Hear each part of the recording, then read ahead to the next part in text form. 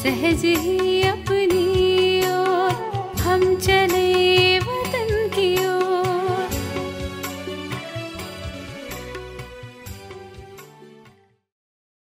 ஓம் சாந்தி 28/10/1975 அவ்யக்த பாப்தாதா மதுபன்.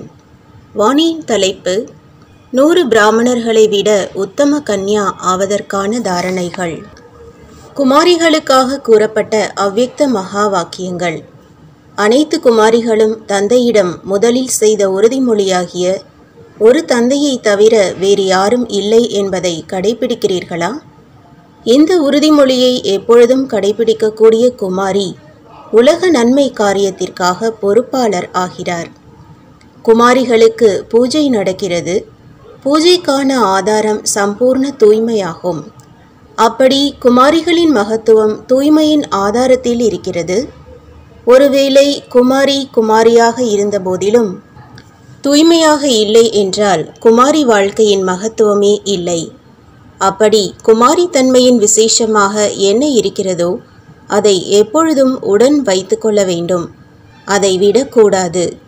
இல்லையென்றால் தன்னுடைய விசேஷத்தை விடுவதினால் தற்சமயத்து வாழ்க்கையின் அதீந்திரிய சுகம் மற்றும் எதிர்காலத்து ராஜ்யத்தின் சுகம் இரண்டிலிருந்தும் வஞ்சிக்கப்பட்டு விடுவீர்கள்.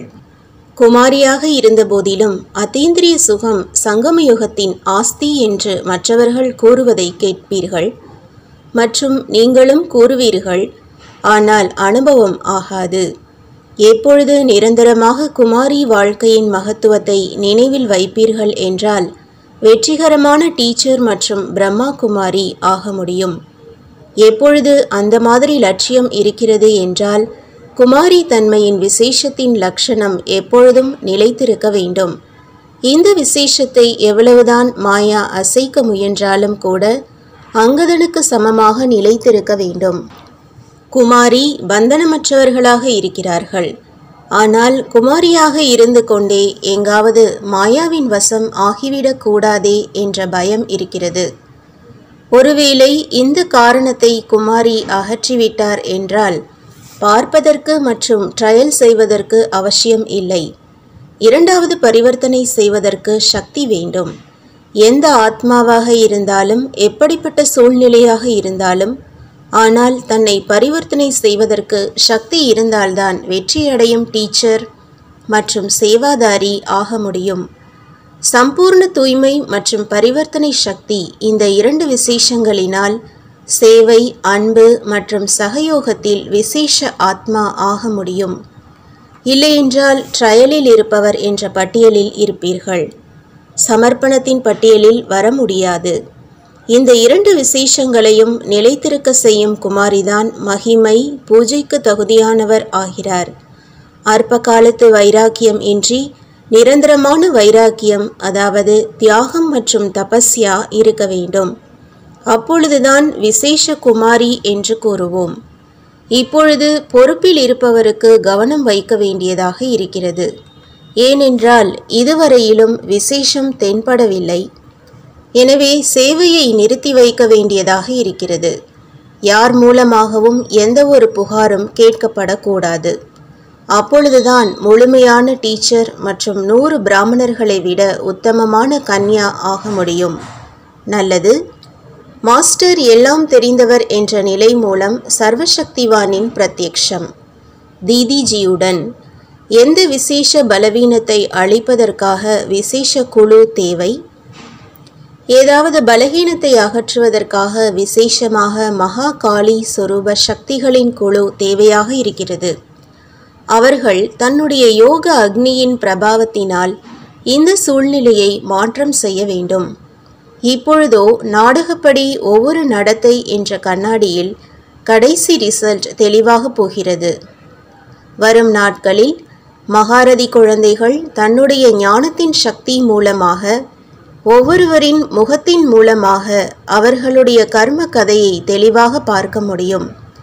எப்படி கெட்டுப்போன உணவின் துர்நாற்றத்தை உணர்ந்து கொள்ள முடிகிறதோ அதேபோல் அசுத்த எண்ணம் என்ற ஆகாரம் ஸ்வீகாரம் செய்யும் ஆத்மாக்களின் வைப்ரேஷன் மூலம் புத்தியில் தெளிவாக உணருதல் ஏற்படும். இதற்கான இயந்திரம் புத்தியின் லைன் தெளிவாக இருக்க வேண்டும். யாருக்கு இந்த இயந்திரம் சக்திசாலியாக இருக்கிறதோ அவர் சுலபமாக தெரிந்து கொள்ள முடியும். சக்திகள் மற்றும் தேவதைகளின் ஜட சிலைகளிலும் இந்த விசேஷம் இருக்கிறது. எந்த ஒரு பாவ ஆத்மாவும் தன்னுடைய பாவத்தை அவர்களுடைய எதிரில் சென்று மறைக்க முடியாது. நாங்கள் அப்படி இருந்தோம் என்று நீங்கள்தான் வர்ணனை செய்து கொண்டே இருக்கிறீர்கள். அப்படி ஜட நினைவு சின்னங்களிலும் இந்த கடைசி நேரம் வரை இந்த விசேஷம் தென்படுகிறது. சைத்தன்ய ரூபத்தில் சக்திகளின் இந்த விசேஷம் பிரசித்தியாகி இருக்கிறது. அதனால்தான் நினைவு சின்னத்திலும் இருக்கிறது.